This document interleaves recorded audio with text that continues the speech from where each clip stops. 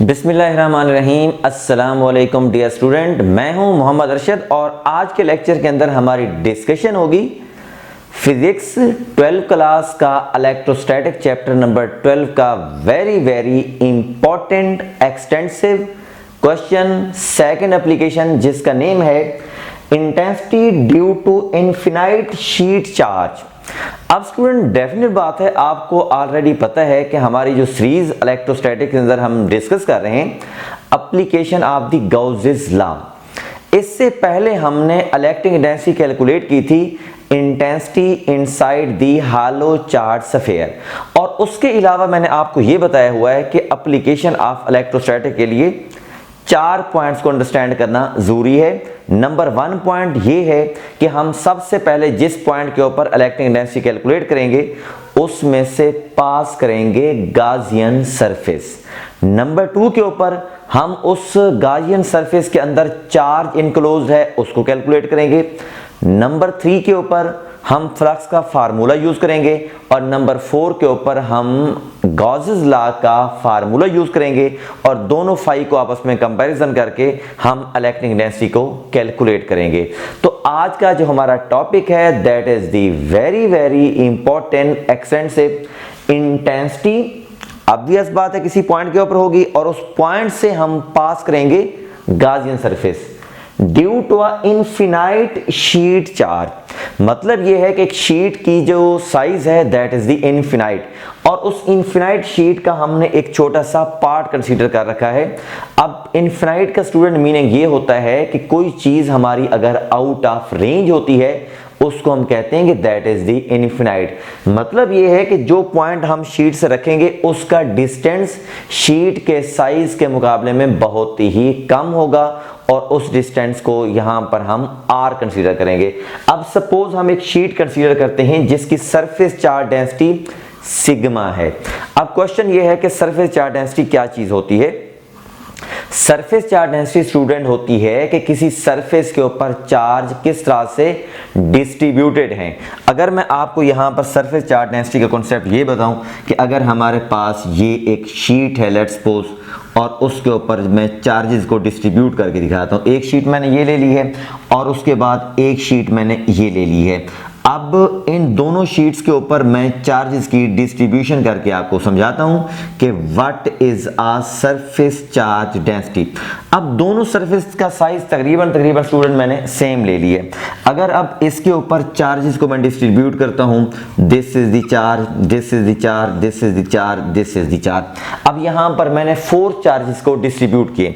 इसी साइज की सरफेस के ऊपर अगर मैं चार्ज इस तरह से डिस्ट्रीब्यूट करूं, positive charge, positive charge, positive charge, positive charge, positive charge, positive charge, positive charge. अब मैं आपको यह बताऊंगा कि इस साइज में, सेम साइज में चार्जेस यहां पर ज्यादा हैं, तो ऑब्वियस बात है इस चीज का नाम ये होगा कि इस जगह पर सरफेस चार्ज डेंसिटी ज्यादा है। सरफेस चार्ज डेंसिटी को हम शो करते हैं सिग्मा से, सरफेस चार्ज डेंसिटी को शो करते हैं सिग्मा से।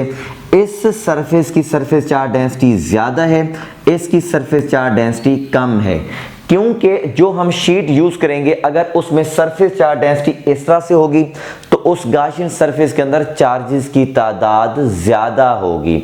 अगर सरफेस चार्ज डेंसिटी इस तरह से होगी तो गाउसियन सरफेस में चार्जेस की अमाउंट कम होगी, क्योंकि जब हम गॉसेस लॉ अप्लाई करेंगे तो गाउसियन सरफेस के अंदर चार्ज कितने इनक्लोज्ड हैं वो हम कैलकुलेट करेंगे, जो डिसाइड करेगी सरफेस चार्ज डेंसिटी।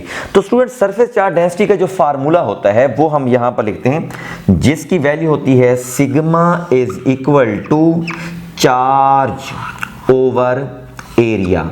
अगर हम इस जगह से चार्ज को अगर हम कैलकुलेट करते हैं तो चार्ज की वैल्यू स्टूडेंट ये हम लिख सकते हैं Q इज इक्वल टू, ये हो जाएगा सिग्मा इंटू ए, यानी सरफेस चार्ज डेंसिटी को और एरिया को अगर हम आपस में मल्टीप्लाई कर देंगे तो वो हमारे पास आ जाती है चार्ज की अमाउंट जो उस स्पेसिफिक एरिया के अंदर इनक्लोज होती है। तो स्टूडेंट, हम चलते हैं अपने आर्टिकल की तरफ। तो ये हमने एक सरफेस ली हुई है जिसके ऊपर चार्जेस डिस्ट्रीब्यूटेड हैं यूनिफॉर्मली।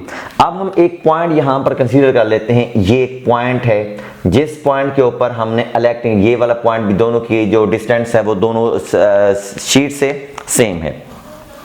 और अब हम इस पॉइंट से एक गाशियन सरफेस को पास करेंगे, और गाशियन सरफेस के लिए क्या पॉइंट जरूरी है कि वो क्लोज होनी चाहिए और इमेजिनरी होनी चाहिए। तो क्लोज और इमेजिनरी स्टूडेंट हमने एक पाइप कंसीडर किया हुआ है जिसकी 3 सरफेस हैं। नंबर 1 सरफेस स्टूडेंट इसकी ये है, ये नंबर 1 सरफेस है, और उसके बाद अगर मैं कह देता हूं कि ये उसकी जो कर्व सरफेस है नंबर 2 है, और ये उसकी नंबर 3 सरफेस है। अब उसके बाद हमें पता है कि जो सरफेस से लाइंस आउट होती हैं वो सरफेस के परपेंडिकुलर आउट होती हैं। अगर जैसे ये मेरा हाथ है, इससे अगर इस सरफेस के ऊपर अगर चार्ज हैं, इससे जो लाइंस आउट होंगी वो इस सरफेस के परपेंडिकुलर होंगी। जैसे मैंने स्टूडेंट ये देखें, जैसे मैंने ये मार्कर रखा हुआ है, इसी सरफेस के परपेंडिकुलर इससे आउटवर्ड होंगी, आउटवर्ड होंगी, और इससे भी आउटवर्ड होंगी, और सरफेस के परपेंडिकुलर होंगी। इसी तरह से अगर हम इस जगह से इसके अंदर जो 4 स्टूडेंट इनक्लोज हैं, this is a very very important, ये हैं 4 इनक्लोज जो आपको वैसे ग्राफिकल यहां पर 3 चार्ज नजर आ रहे होंगे। ये 3 भी हो सकते हैं, उससे बहुत ज्यादा भी हो सकते हैं, वो डिपेंड करता है उसकी सरफेस चार्ज डेंसिटी के ऊपर। इस गाशियन सरफेस के अंदर चार्ज कितना इनक्लोज हैं, जो कि इस वक्त ग्राफिकली मैंने जो डायग्राम बनेंगे यहां पर 3 चार्जेस आपको नजर आ रहे हैं। अब इससे जो लाइंस आउट होंगी वो कैसी होंगी? इससे स्टूडेंट जो लाइंस आउट होंगी वो इस तरह से होंगी, सरफेस के perpendicular. This is the electric field line, और इस सरफेस का, जिसको मैं यहां पर ब्लैकन कर देता हूं, इस सरफेस का जो वेक्टर एरिया होगा वो इस सरफेस के परपेंडिकुलर होगा, इस सरफेस के परपेंडिकुलर होगा, और उसकी जो डायरेक्शन है वो ये होगी, और दिस वन। अब इसका मतलब ये है कि इलेक्ट्रिक इंटेंसिटी और वेक्टर एरिया के दरमियान एंगल यहां पर 0 होगा। सिमिलर पैटर्न के ऊपर अगर मैं इस सरफेस को भी यहां पर इसको मैं ब्लैकन कर देता हूं, और इस जगह से जो इलेक्ट्रिक फील्ड लाइंस आउट होंगी और उसकी डायरेक्शन स्टूडेंट ये है, और this is the electric intensity, और उसके बाद this is the vector area, this one, जिसमें वेक्टर एरिया जिसमें से लाइंस पास कर रही हैं उसको हमने कैपिटल ए से रिप्रेजेंट किया हुआ है। अगर स्टूडेंट इसी डायग्राम को मैंने अगर थोड़ा सा इस तरह से मॉडिफाई किया, ये अगर आप शीट कंसीडर करें, जो आपको ये लाइन नजर आ रही है, दिस इज अ शीट, ऐसे बिल्कुल ऐसी शीट है, ये शीट है जैसे मेरा हाथ है, और इसके ऊपर चार्जेस हैं, इससे जो लाइंस आउट हो रही हैं इसमें से गुजर रही हैं। अब आप यहां पर जो गाशियन सरफेस हमने यहां पर ली हुई है, इसकी 3 सरफेस है, नंबर 1, नंबर 2 और एक सर्कुलर सरफेस, जैसे मेरे हाथ में एक मार्कर है, ये मार्कर है। इसी तरह से गाशियन सरफेस है, और इस गाशियन सरफेस के अंदर एक शीट पास कर रही है, और जिसका स्पेसिफिक एरिया इस गाशियन सरफेस के अंदर है, और उसी चार्जेस की वजह से लाइंस आउट हो रही हैं। एक सरफेस स्टूडेंट इसकी ये वाली है, एक सरफेस उसकी ये वाली है, और एक सरफेस इसकी कर्व सरफेस है। तो जहां पर हम देख सकते हैं जो इलेक्ट्रिक फील्ड लाइन स्टूडेंट इसमें से आउट होंगी, ये आउट हो रही है लाइन, डेफिनेट बात है इस कर्व सरफेस में से वो लाइंस पास नहीं करेंगी। इस सरफेस में से लाइंस पास करेंगी, इस सरफेस में से लाइन पास करेंगी, कर्व सरफेस में से लाइन पास नहीं करेंगी। अब हम चलते हैं एप्लीकेशन ऑफ गॉस लॉ के जो 4 पॉइंट्स हैं उनकी तरफ। तो सबसे पहले हमने गाशियन सरफेस ली, वो डेफिनेट बात सिलेंड्रिकल सरफेस हमने ले ली है। उसके बाद अब हम फ्लक्स का फार्मूला यूज करेंगे कि इस टोटल गाशियन सरफेस का फ्लक्स कितना होगा। तो अब हम स्टूडेंट ये लिखते हैं, दी टोटल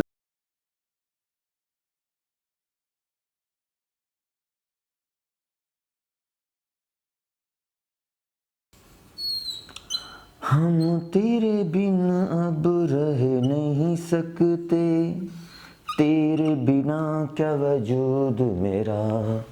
अब स्टूडेंट यहां पर जो गाशियन सरफेस हमने ली है इसको 3 पोर्शन के अंदर हमने डिवाइड कर दिया, नंबर 1, नंबर 2, नंबर 3।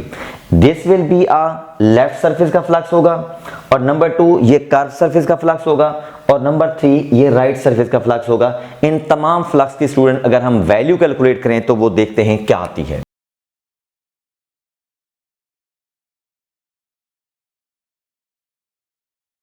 अब स्टूडेंट मैंने यहां पर तीनों सरफेस का फ्लक्स यहां पर लिख लिया। This is the flux for this one, ये सरफेस का फ्लक्स है, ये वाली वैल्यू कर्व सरफेस का है, क्योंकि कर्व सरफेस स्टूडेंट ये होगी जो कर्व सरफेस का हर हम जो पैच लेंगे वो इलेक्ट्रिक फील्ड लाइंस और उस पैच का वेक्टर एरिया आपस में परपेंडिकुलर होगा, जो कि आप इस जगह पर भी देख सकते हैं कि इस जगह पर जो इसका वेक्टर एरिया है वो अपवर्ड होगा इस हर पैच का, और उसके बाद इलेक्ट्रिक फील्ड लाइंस की डायरेक्शन ये होगी।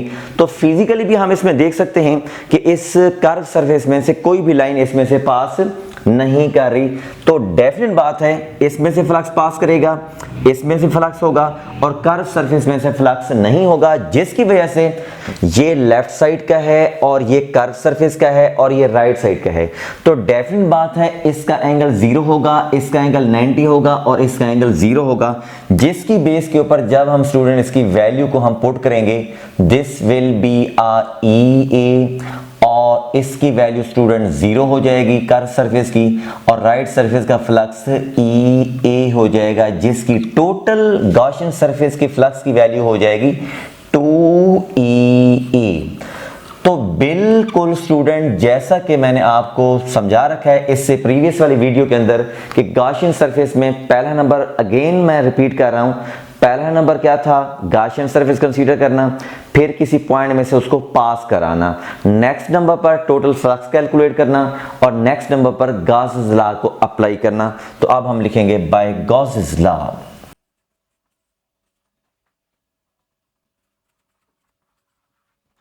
तो ये स्टूडेंट हो जाएगा phi is equal to 1 over epsilon not and charge enclosed. ये स्टूडेंट जो चार्ज क्यों लिखा हुआ है, टोटल सरफेस के ऊपर चार्ज की वैल्यू ये नहीं है, ये चार्ज वो है जो गॉसियन सरफेस ने इनक्लोज कर रखा है, जिसकी वैल्यू हम यहां पर कैलकुलेट कर चुके हैं। Q is equal to sigma into है, Q is equal to sigma into है, जो कि मैं यहां पर लिख भी देता हूं कि Q is equal to sigma into A। तो नेक्स्ट स्टेप के अंदर जब स्टूडेंट हम इसकी वैल्यू पुट करने वाले हैं, phi is equal to 1 over epsilon not into sigma into A। अब हम इनको नेम देकर equation number 1 and equation number 2, इन दोनों इक्वेशन को हमने आपस में कंपेयर करना है।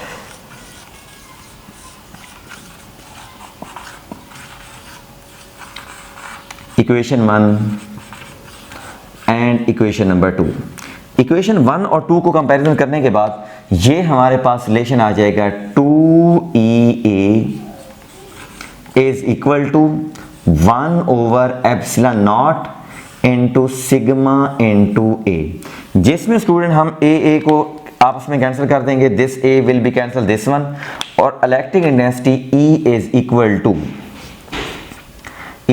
To sigma over 2 epsilon not. This is the electric intensity due to infinite sheet charge.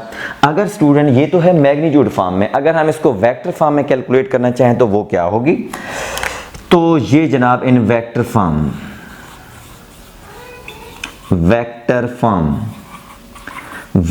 में स्टूडेंट इसकी वैल्यू हम लिख सकते हैं, E के ऊपर हम एरो का साइन लगाएंगे और this will be sigma over 2 epsilon not, और इस जगह पर हम लगा देंगे यूनिट वेक्टर R हेड।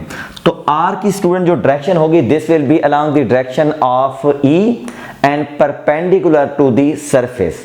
तो ये है स्टूडेंट इसमें मैग्नीट्यूड के ऊपर अगर हम गौर करें तो मैग्नीट्यूड जो है इसकी दो फैक्टर के ऊपर डिपेंड कर रही है, एक सरफेस चार्ज डेंसिटी के ऊपर और नंबर 2 के ऊपर मीडियम के ऊपर। डिस्टेंस के ऊपर डिपेंड नहीं कर रही, क्योंकि डिस्टेंस हम उसका क्लोज लेते हैं जो शीट के मुकाबले में बहुत ही नॉर्मली कम होता है। तो इसका मतलब ये हुआ कि अगर शीट इस तरह से है जिसकी सरफेस चार्ज डेंसिटी ज्यादा है तो उस पॉइंट के ऊपर इलेक्ट्रिक डेंसिटी की वैल्यू स्ट्रांग होगी, ज्यादा होगी। अगर हम मीडियम इनक्लोज कर देंगे तो डेफिनेट बात है वो फील्ड जो है वो शील्ड होना स्टार्ट हो जाएगा, स्टॉप होना स्टार्ट हो जाएगा, उसकी वैल्यू डिक्रीज होना स्टार्ट हो जाएगी, तो उस पॉइंट के ऊपर इलेक्ट्रिक डेंसिटी की वैल्यू कम होना स्टार्ट हो जाएगी। तो ये था स्टूडेंट हमारा आज का लेक्चर, जो कि electric intensity due to infinite sheet charge की वजह से था। तो मिलते हैं नेक्स्ट लेक्चर में। इस लेक्चर में स्टूडेंट आपको किसी भी पॉइंट में अगर कन्फ्यूजन हो तो आप हमें कमेंट सेक्शन के अंदर लाजमी बता सकते हैं। Thank you very much. अल्लाह हाफिज़।